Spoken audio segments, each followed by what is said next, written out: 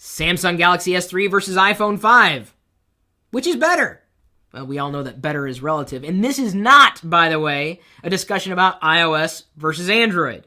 This is really about the entire experience one might have with the Samsung Galaxy S3, contrasted against the entire experience one might have with the iPhone 5. Now, the bottom line is that they're both really good phones, and neither one of them tops the other in every single way. The Samsung Galaxy S3 trumps the iPhone 5 in several ways, including the default camera application, and this thing is feature-packed. One of the things I happen to like about the default app, the camera app on the Samsung Galaxy S3, is that you have various shooting modes you can set, single shot, multi-shot.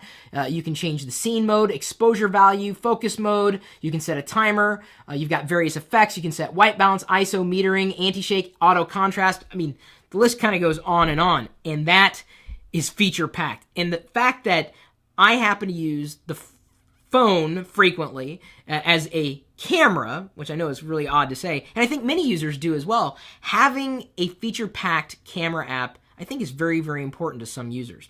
The second thing that I think the Samsung Galaxy S3 does better than the iPhone is, well, it has a larger screen. I don't know if that it does it better. It's just having a larger screen does mean a lot when it comes to viewing images or video, and I happen to love Instagram on the Samsung Galaxy S3 screen. It's a bigger screen. What's not to like? I mean, who could argue? It's a bigger screen, and it works really well when you're viewing media. The third thing that I happen to like on the Samsung Galaxy S3 over the iPhone 5 is haptic touch. I love that. Like when you're typing on a keyboard, like let's see here. If I go into, okay, so I'm in Instagram here, and I will comment, and I go down here, and I'm typing junk.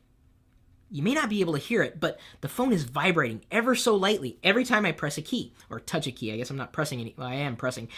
Anyway, yes, it does take battery life, but I happen to like haptic feedback when it comes to touching the screen. I wish Apple did more of that. Maybe they will at some point, but until then, I gotta hand it to Samsung Galaxy S3. It does the job better. Now, all that said, I think the iPhone 5 is superior to the Samsung Galaxy 3 in several ways as well. And one of the ways is better frame rates, and that is more visible in certain applications than in others. Like if I open up Flipboard on the Samsung Galaxy S3, and if I also open up Flipboard here on the iPhone, you may not be able to see the difference between the swipes as I swipe back and forth between different screens, but you can definitely see dropped frames, especially in the tighter spaces. Again, I don't think the camera's going to pick up on this, but it's smoother on the iPhone 5. It's just visibly smoother. Now, I want to throw a caveat in there. I'm still running Ice Cream Sandwich. Project Butter and Jelly Bean, when they push it out, may improve that performance. It's just something that I notice. Better frame rates than the iPhone 5. I also happen to think that despite the iPhone 5 having a smaller screen compared to the Samsung Galaxy S3, the colors are truer to life. The contrast is better. Saturation, the color is just, it's cleaner.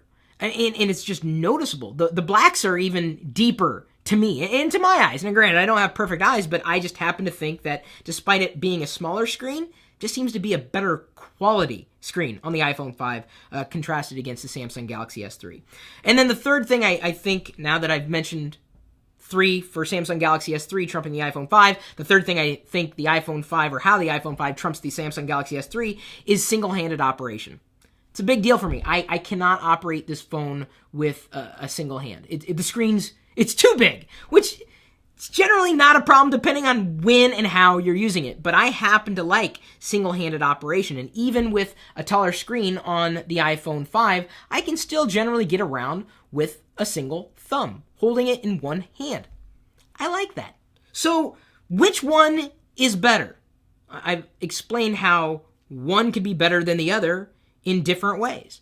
It just depends on what you want. They're both fantastic experiences. Of course, they're running completely different platforms, but I don't know if you knew this, but most of the apps that you can find on iOS, at least the popular ones, you're probably also going to be able to find on Android.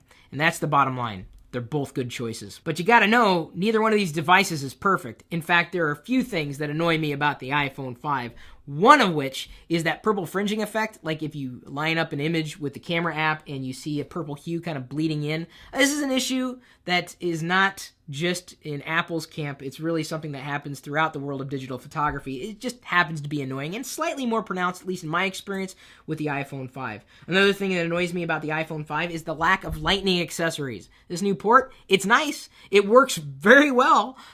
It's just that there aren't a lot of accessories that support it. Yet, that will change in time. The third thing that annoys me, battery life. It seems to be almost as good as it was with the 4S. So even though the 5 is faster than previous models, battery life didn't really improve. I think it's using a 1,440 milliamp hour battery inside, much like with the 4S, which, can drain quickly, especially when compared to bigger batteries with higher capacity in other devices like the Samsung Galaxy S3. But the Samsung Galaxy S3 did annoy me in certain ways as well. The one thing that I know many people like about the Samsung Galaxy S3 is the back button, and I know it's not the only phone with a back button. I'm just saying, I kept accidentally tapping that thing when I didn't want to tap it. And that would be really annoying. Like, it'd be in the middle of something, what the hell? And my screen starts freaking out, and I can't figure out why, except that my finger's on the back button, or I'm accidentally holding it the wrong way. Okay, that annoyed me. I'm not a fan of the back button, although I am a fan when it works. I'm like, tap, tap, tap, I can go back. I like it when it's not in my way. The problem is it gets in my way when I don't want it to be in my way. Another thing I wasn't very happy about with the Samsung Galaxy S3 is the speaker. I was honestly expecting better, but the sound kind of came out tinny, and I tend to listen to, online radio, and yes, I could connect it to some speakers around me, Bluetooth speakers or whatever, but I do happen to listen to a fair amount of audio just with the phone and using the phone speakers. But the speaker on this phone wasn't that impressive. Unless, of course, all you're doing is listening to voice, in which case it does well enough. The third thing that I didn't like about the Samsung Galaxy S3, and I kind of alluded to this earlier, the responsiveness in applications isn't as... It's not there. It's getting there. And I'm hoping, again, and I'm trying to throw a caveat with each one of these annoyances, I'm hoping that will improve when they push Jelly Bean down the pike, which was the version of Android that was released after Ice Cream Sandwich.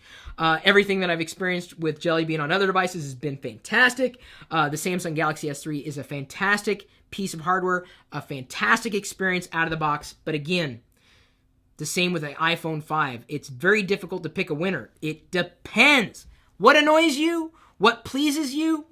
And here's the thing. I got to point this out too. You don't necessarily have to like one over the other. You can actually like both. I do.